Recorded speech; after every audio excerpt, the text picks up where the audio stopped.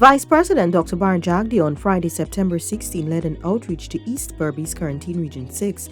The Vice President announced the awarding of road contracts to the tune of $8.6 billion for the region and noted that major infrastructural projects are slated for the once neglected region. He was speaking at the Albion Community Center. The neglect has been with the infrastructure. I've gone to other regions and I've seen better spending, more spending on infrastructure. It seems as Region 6 was and 3, particularly 3, Region 3 and Region 6 were totally neglected.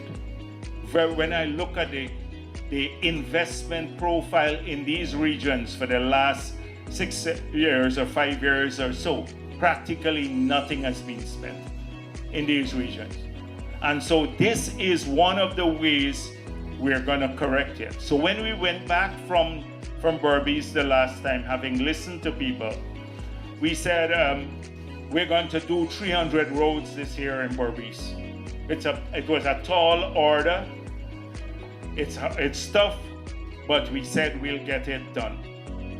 And we have already completed over 100, or the contract has been awarded. Some have been completed, some are on the way to be completed. And today we are here now. We're over 200 more roads with about 268 contracts, but over 200 roads will be awarded. So that will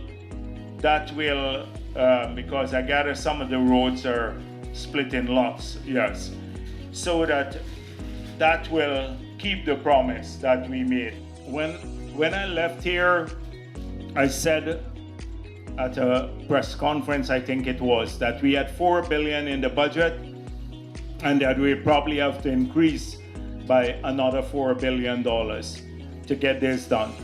Well, it will be close to $10 billion that's being spent on roads in this region this year.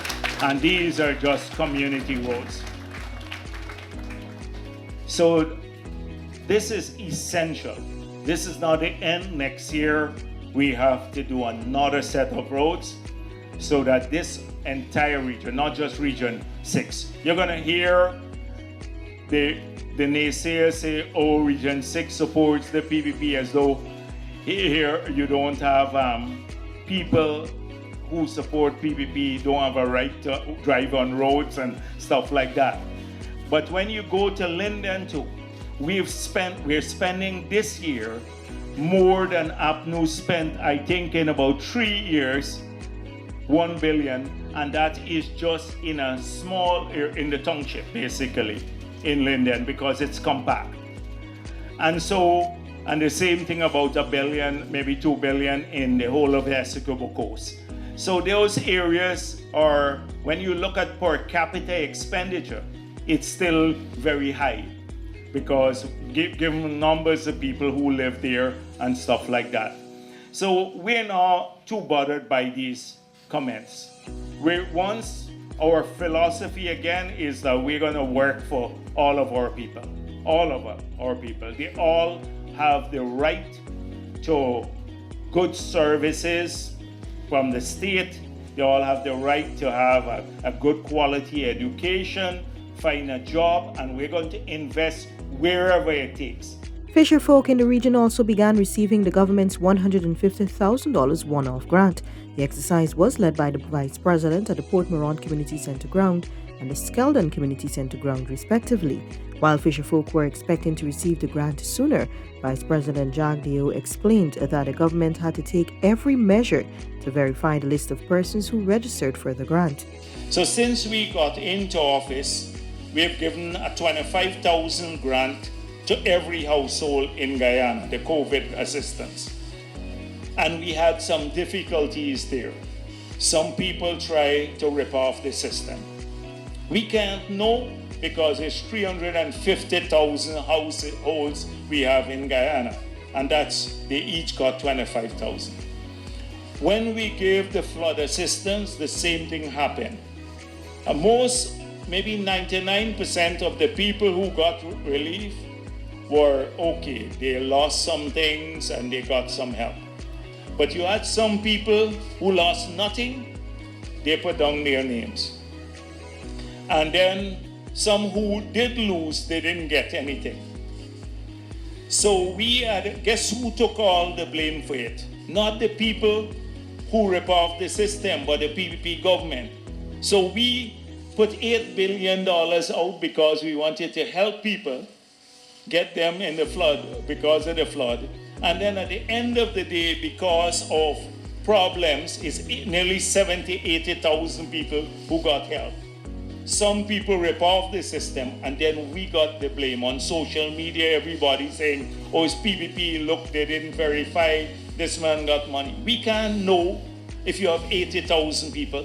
You have about 1,000 people here. Just imagine 80 times this size, 80 times the amount of people here. How would we know who ripped off the system and who didn't?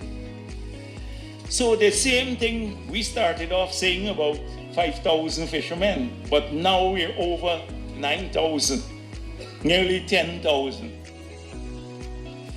So we have decided one thing we don't want to do is to not help people who actually are fishermen. The Vice President also updated the residents about the Part-Time Jobs Initiative and other interventions by the government to supplement household income and bring relief to Guyanese in light of the increase in cost of living. In this region alone, when I came here the last time, we got 4,000 people working on a part-time job now who got jobs, earning $40,000 a month for 10 days work. So that's 4,000 people working now in this region who are not working. And that was just a couple of months ago. Every month, that will put $160 million Ghana dollars back into the pockets of the people in this region. So that's about $2 billion per year if you multiply 160 by 12. There are 12 months in the year. And Gaisuko, the APNU closed down their 2 factories. And those 2 factories were the lifeblood, because if you're a fisherman, you need people to buy your fish, the businessmen and stuff. When they closed those 2 factories, they took away most of the income of those workers. So everything practically collapsed. The hardship started because people didn't have money to buy a lot of stuff. So that's what we are trying to put more money back in people's pockets. Although we have had this COVID and the cost of living, we're trying to do that. So we rehired now at Skeldon about 400 or 500 of the 2,000 people who were laid off. At Rose Hall, you had about 900 laid off. We rehired about 700 so far. And now we're going to expand at Albion. We're going to move to some hemp back into sugar, and probably some aquaculture at Skeldon. We're working with the private farmers now.